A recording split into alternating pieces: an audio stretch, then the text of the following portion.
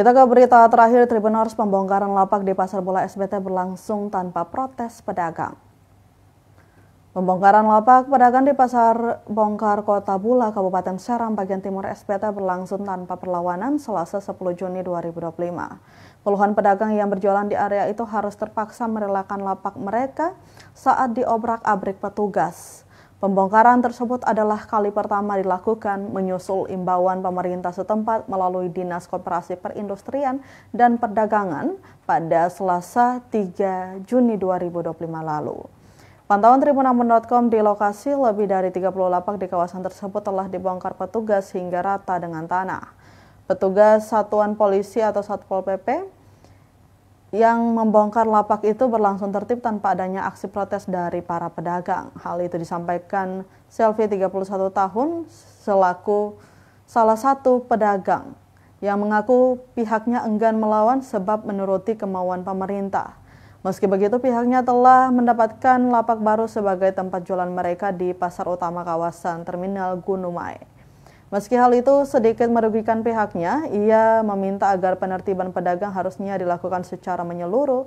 Mewakili pedagang lain, dirinya mendukung penuh rencana relokasi pedagang itu, hanya saja mereka berharap agar mendapatkan tempat layak di pasar utama.